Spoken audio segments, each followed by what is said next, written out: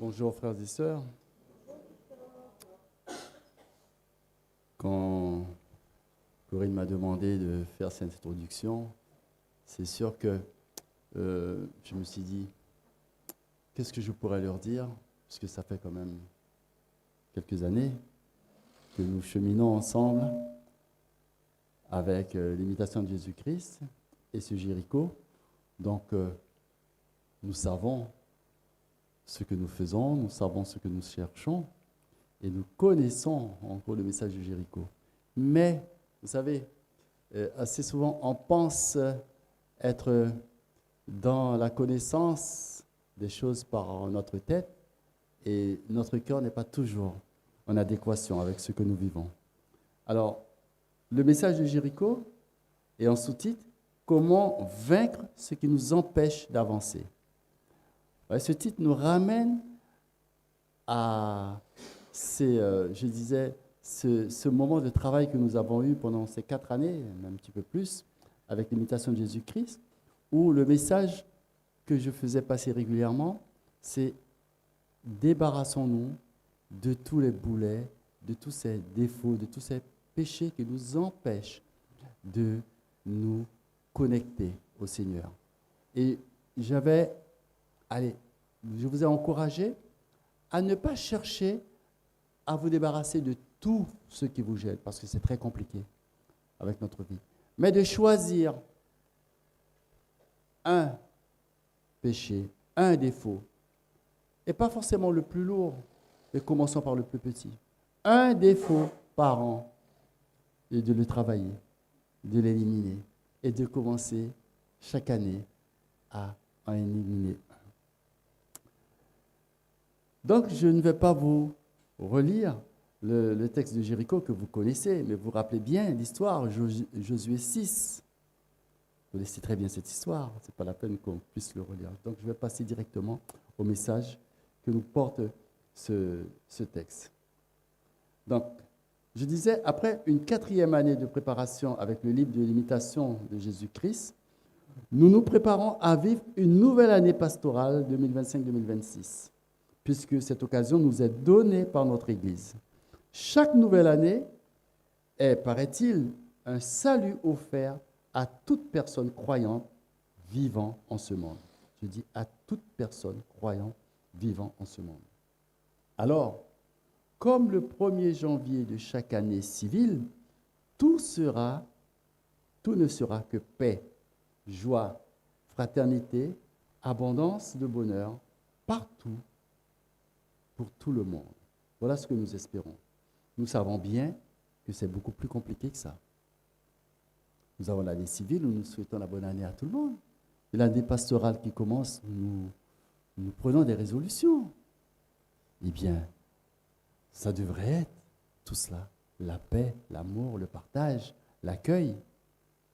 Mais nous savons dans notre fort intérieur que ce n'est pas aussi facile. Et pourtant, ce n'est pas faux non plus. C'est le but même. C'est pourquoi je vous ai conseillé de faire un effort, d'essayer de nous débarrasser d'un seul de nos péchés, de nos défauts, ce qui nous entraîne, ce qui nous accroche à ce monde qui nous entraîne dans ces chemins sinueux. Un seul, choisissons un seul. Et c'est le but. Alors, cela se réalise dans un cheminement qui évoque une gestation, un accouchement à une vie bien à nous, les chrétiens. Au début du livre de Josué, nous en sommes là. Une nouvelle génération est née et ils ont enfin mis les pieds dans le pays où coule le lait et le miel. C'est beau, le lait et le miel. Après une naissance, le lait évoque une croissance nourrie par Dieu qui est comme une maman qui allaite son bébé. Le lait nourrit une croissance voulue par Dieu. Cette belle vie en croissance est le projet de Dieu pour chaque personne sur cette planète Terre, bien sûr.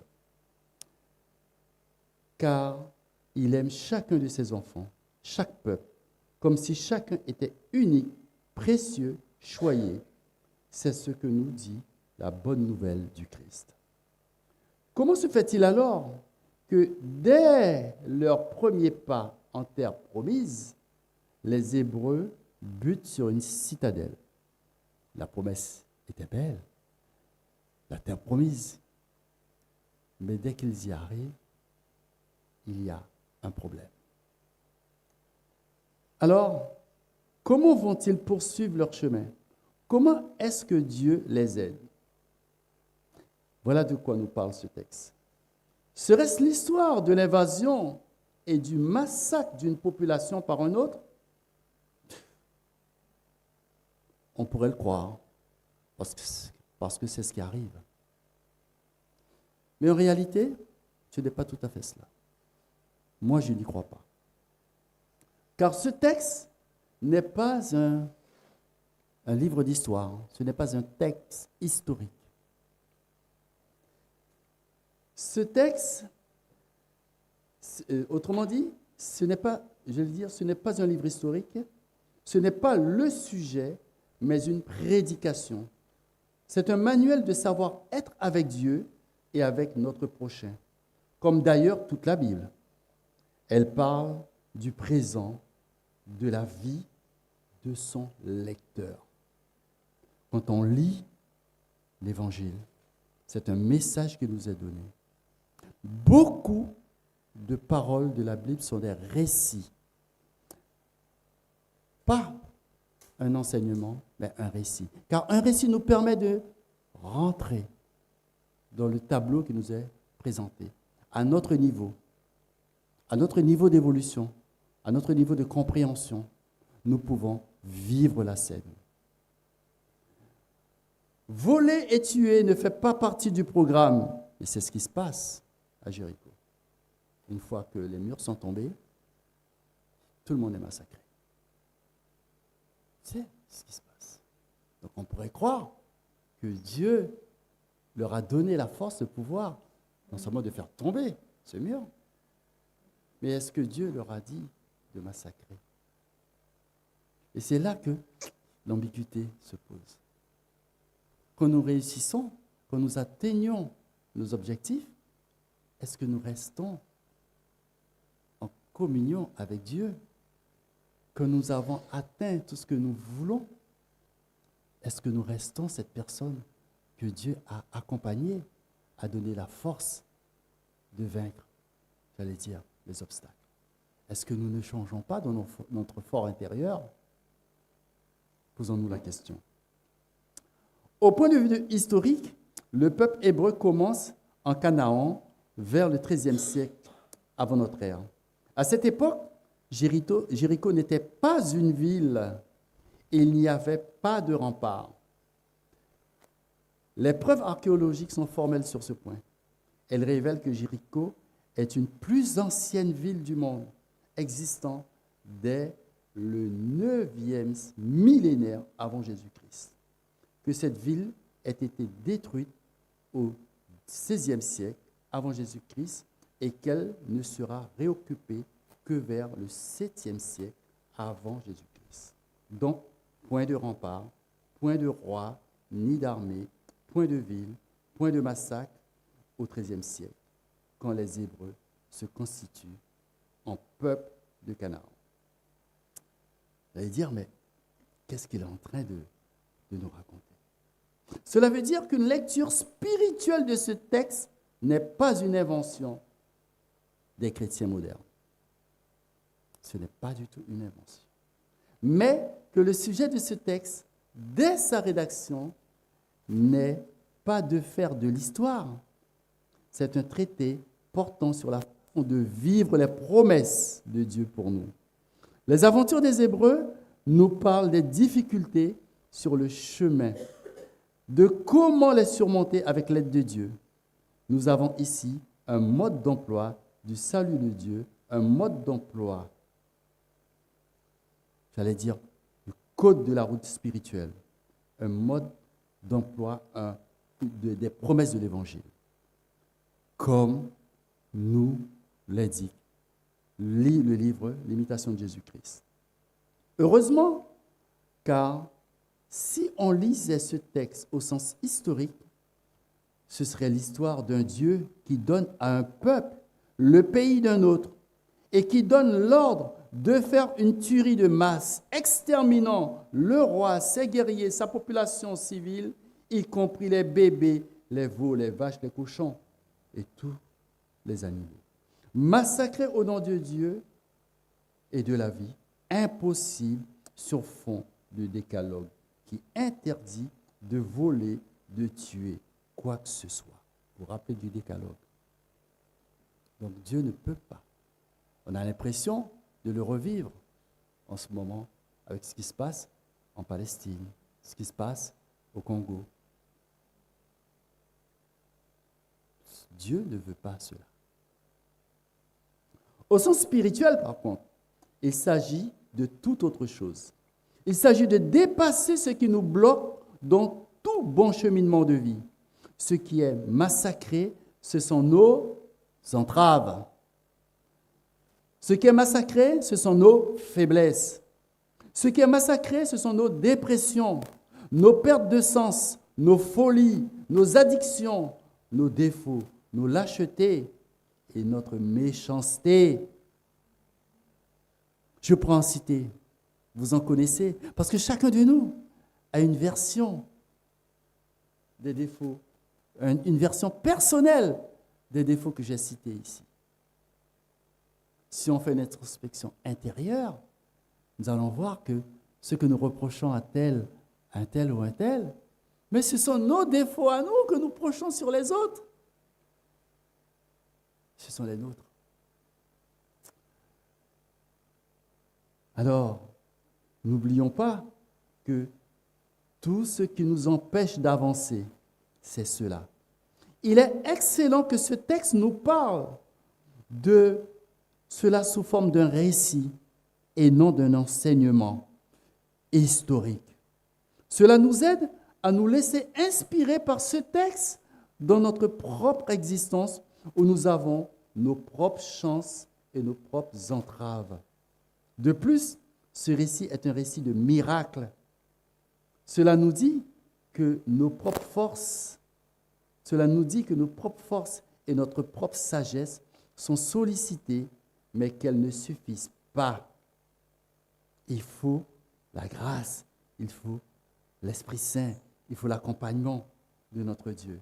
Ce n'est pas notre faute si nous avons du mal à avancer. C'est parce que nous sommes faibles et nous ne le reconnaissons pas toujours. Nous sommes comme une poignée, d'incroyants au pied d'un mur qu'ils doivent franchir. Ils n'ont pas les outils qu'il faut, mais ils n'ont pas la foi, de supplier, de demander au Seigneur de venir à leur aide. Au pied de ce mur, eh bien, ces incroyants sont bloqués. Ce n'est pas notre cas, parce que nous avons le Christ avec nous. Il nous a appris à prier. Il nous a laissé son paraclet. Donc nous savons faire. Nous pouvons demander de l'aide. Eh bien, c'est ce qu'on fait. Cette démonstration qu'ont fait les prêtres avec le peuple qui les a suivis pour faire tomber le mur de Jéricho. Ce mur qui les empêchait d'avancer vers la terre promise, vers le lait et le miel. Le lait, comme je l'ai dit, c'est ce qui nous nourrit, pour nous faire grandir spirituellement parlant. C'est le sens de la parole spirituellement parlant. Et le miel, c'est quoi? Le miel, c'est la douceur de la vie, la douceur que Dieu nous offre pour vivre en paix. Malheureusement, cette douceur, qu'en faisons-nous? La victoire du meilleur de nous-mêmes sur une autre part de nous-mêmes qui nous plombe. Voilà ce que nous offre ce passage de Jéricho. Voilà ce que nous offre cette prière de Jéricho. Voilà ce que nous offre tous ces jours de répétition, ces tours. C'est la victoire d'une partie de nous sur nous-mêmes. Ce récit des Hébreux victorieux de Jéricho nous apprend à éliminer ce qui nous bloque dans le cheminement de la promesse de Dieu pour nous, comme on élimine sans pitié une tumeur cancéreuse. Quand les murs sont tombés, ce massacre illustre ce que nous devons faire avec tout ce qui nous bloque dans notre vie, que nous avons identifié. Nous l'avons identifié pendant 4 ans, grâce à l'imitation de Jésus-Christ. Nous avons identifié nos faiblesses, nos défauts, nos lâchetés. Eh bien, nous devons les massacrer. Commençons, comme j'ai dit, par le plus petit, le plus facile. Vous voyez, hein, un grand fort qui se pense fort, il ne s'attaque jamais à quelqu'un de si fort que lui. Il sait qu'il y aura du répondant en face. Car le malin, il nous connaît bien. Commençons par nos petits défauts. Parfois, ce sont nos gourmandises, ce que nous aimons trop, qui nous entraînent vers la maladie, le diabète. Commençons par gérer ces petits défauts-là. Ils sont plus faciles à gérer. On va nous dire, oui, nous profitons des petites choses. Mais oui, c'est là qu'il faut commencer à profiter des petites choses. Si nous ne sommes pas forts avec les petites choses, si nous ne réussissons pas les petites choses, qu'en ferons-nous? Les grandes difficultés, nous ne sommes pas à la hauteur. Alors, nous pouvons procéder en plusieurs étapes. J'allais dire que c'est déjà un miracle pour nous si nous commençons par éliminer ces petits défauts en prenant un. Je ne vais pas dire par mois, mais je vous ai dit par an. Ça nous laisse le temps. C'est un miracle incroyable si nous réussissons à faire cela. Reste à vivre jour après jour en avançant d'une façon ou d'une autre. C'est un sacré défi. Nous avons tous nos Jéricho. Nous le vivons en commun. Nous le vivons en assemblée. Mais nous avons tous nos Jéricho, nos murs à faire tomber, brique par brique.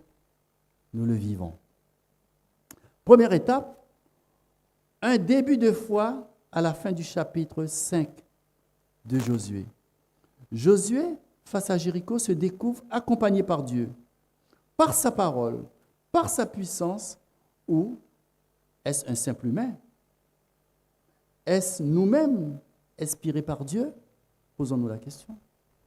Est-ce que c'est Dieu qui agit pour nous, ou est-ce que c'est Dieu qui agit avec les forces que nous avons, les forces qu'il a mis en nous? Voilà l'interrogation, car nous ne pouvons pas agir seuls. C'est pour cela que nous l'invoquons. C'est pour cela que les prêtres se savaient avec le peuple, savaient que Dieu était avec eux. Est-ce que c'est un début de foi et de prière, un début d'inspiration? Et de cela, nous sommes au moins un petit peu capables, puisque c'est un don de Dieu qui est à l'origine même de notre être. Nous avons cette force en nous, puisque Dieu nous l'a donnée. Il nous a fait à son image et à sa ressemblance. Donc nous l'avons en nous. Mais nous ne savons pas comment l'utiliser. Seuls, nous ne pouvons pas. Nous avons besoin de sa grâce, nous avons besoin de son intercession. Ce Dieu n'a rien de puissant avec une force herculéenne. Comme je le dis toujours, sa puissance est en amour. Dieu est puissant en amour. Dieu, ce n'est pas ce guerrier qu'on appelle et qui arrivera avec un bulldozer et qui va tout exploser pour nous. Ce n'est pas comme ça que ça marche. Dieu, il intervient avec cette paix, avec ce miel, avec cette douceur que nous nous mettons à sa disposition. Au contraire, c'est en inspirant une méditation patiente à ses enfants qu'il donnera aux Hébreux de franchir cette étape difficile. La première chose est donc de se laisser inspirer une confiance par Dieu pour y aller. le Seigneur dit à Josué, vois, je livre entre tes mains Jéricho et son roi, ses vaillants guerriers. C'est déjà accompli et pourtant, c'est encore à faire. La vie est un éternel recommencement. À chaque fois que nous avons franchi une étape, nous pensons que tout est réglé, que la vie sera belle définitivement. Nous devons recommencer à un autre stade. Nous recommençons toujours. La vie est un éternel recommencement. Deuxième étape, faire le tour d'une belle façon. Faire le tour du problème. Discerner le problème, comprendre le problème, comprendre les défauts. Comprendre ce qui nous entraîne à chaque fois à recommencer les mêmes péchés. C'est une démarche, faire le tour du problème en silence, patiemment, pendant 7 jours. Oui, ils ont recommencé en silence. C'est une méditation. C'est visiter, c'est discerner le problème. Pourquoi je tombe à chaque fois? Pourquoi je recommence à chaque fois? Pourquoi je me laisse séduire à chaque fois? Par le mal, par le mal. 7 fois. Ce chiffre montre bien, si nous ne l'avions pas encore saisi, que ce qui est en question n'est pas une destruction, mais une création. Comme les 7 jours de la Genèse. Pendant 7 jours, Dieu a créé. Il n'a pas détruit. Il a repris ce qu'il avait lui-même mis en branle. Il a utilisé ces matériaux et il a tout construit avec pendant 7 jours. Ce chiffre montre, si nous ne l'avions pas encore saisi, comme je dis, que comme dans la Genèse, Dieu a construit. Partons du chaos, commençant par une mise en prière, puis la mise en ordre progressive de la réalité de ce monde, pour arriver à l'humain qui est à l'image de Dieu. Autrement dit, nous. Faire le tour du problème qui nous bloque, donc, et le faire d'une certaine manière, préciser dans ce manuel de savoir franchir nos Jérichos. Mobiliser d'abord notre avant-garde. Et oui, notre avant-garde, c'est qui? Pour marcher devant. C'est qui? C'est le Seigneur. Il nous précède. C'est le Seigneur. Nous ne partons pas devant et quand nous voyons le danger, Seigneur, viens me sauver. On part, on l'invite. On l'invite. Seigneur, viens à mon aide. Pars devant, prépare-moi le chemin. Faire le tour du problème. Mobiliser d'abord notre avant-garde, comme je dis. La bénédiction de Dieu est une mise en avant des talents que nous possédons à l'intérieur de nous et que nous ne connaissons pas toujours. Tous ces talents, nous les avons. Nous les avons. Quand on voit quelqu'un réussir quelque chose, on dit souvent que cette personne a un don, mais nous avons les mêmes dons. Nous ne savons pas que nous les avons, nous ne savons pas les activer. Nous ne faisons pas assez confiance à Dieu pour les activer. Marchent ensuite les 7 prêtres, encore le chiffre 7, sonnant les 7 trompes de bélier et portant l'arche d'alliance. Nous avons là les symboles de ce que Dieu a apporté aux Hébreux durant leur cheminement dans le désert. Marche enfin le cortège en 3e forme formé par le peuple. Cela peut évoquer le fait d'aller chercher quelques-uns pour faire corps. Cela peut évoquer aussi le fait de se rassembler soi-même dans les différentes facettes de notre propre être. Les prêtres n'étaient pas seuls. Le peuple était avec eux. Eh bien, nous, quand nous partons, combattre nos défauts, nous faisons appel à nous-mêmes, mais à toutes ces facettes que nous avons, sans être forcément, comment dirais-je, schizophrène ou avoir plusieurs personnalités, comme on dit dans certaines maladies, bipolaires ou autres. Nous avons plusieurs facettes de nous-mêmes. La manière dont nous réagissons avec certaines personnes n'est pas toujours la même manière que nous réagissons avec d'autres. Ça veut dire que nous avons un don extraordinaire de changer de personnalité. Donc, nous avons plusieurs facettes. Donc, quand nous voulons combattre nos défauts, nous devons rassembler tout ce petit peuple et partir avec. Oui, nous devons le faire. Est-ce que nous le faisons? Est-ce que nous savons le faire? Vous savez, dans un passage de la Bible dont je ne me rappelle pas le verset, où Jésus a chassé, c'est quoi? Les petites bêtes du bon Dieu.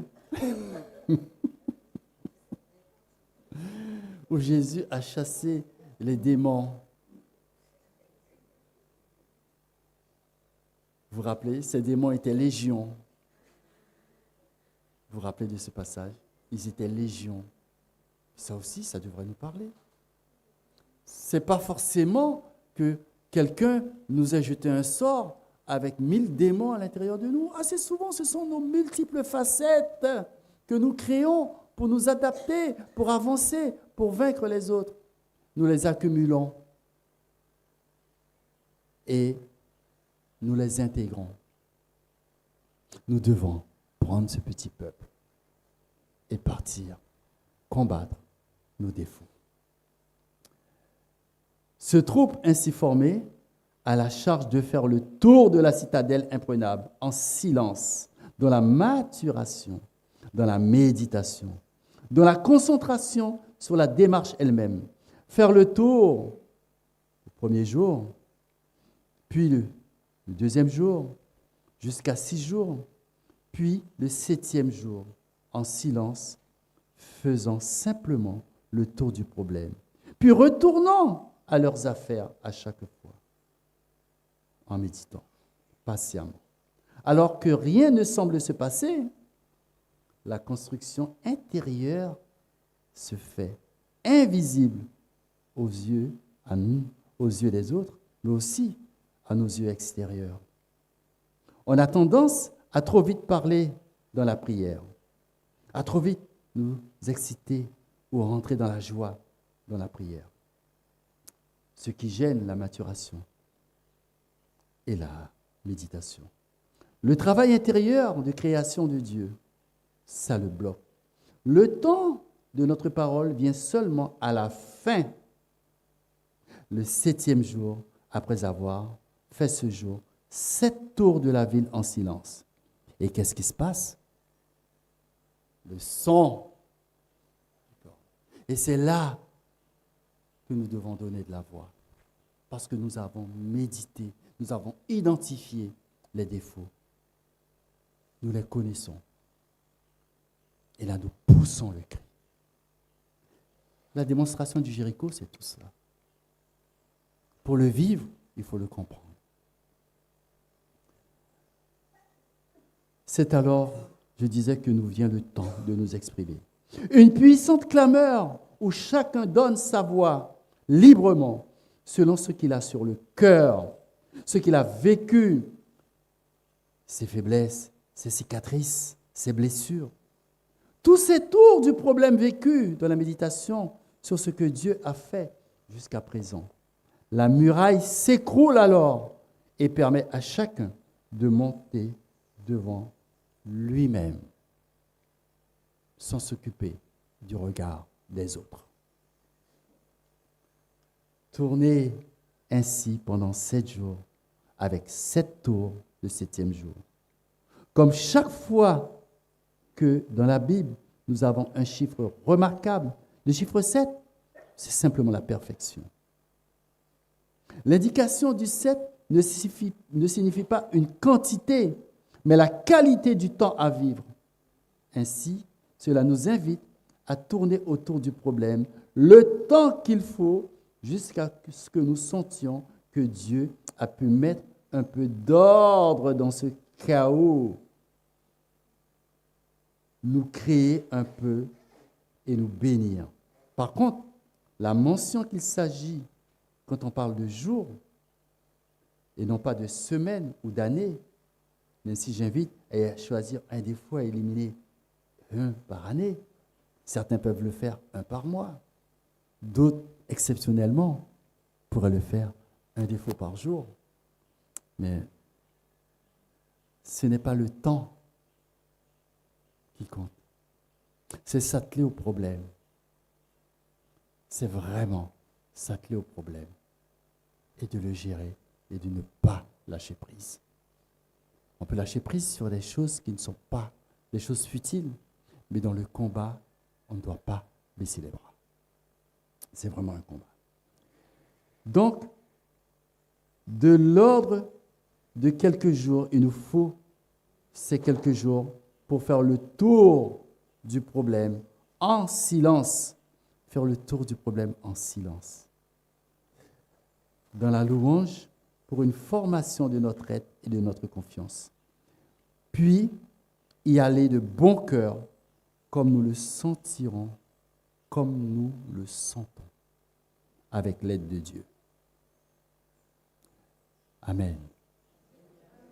Voilà le message. Je voulais vraiment vous inviter à comprendre ce que c'est que le Jéricho. C'est un récit. C'est une prophétie que nous devons intégrer et qui nous donne un process pour faire tomber, brique par brique, ce mur, cette muraille qui nous empêche de nous élever, de nous connecter à Dieu et surtout de rester connectés à Dieu. Merci de votre écoute et bonne prière.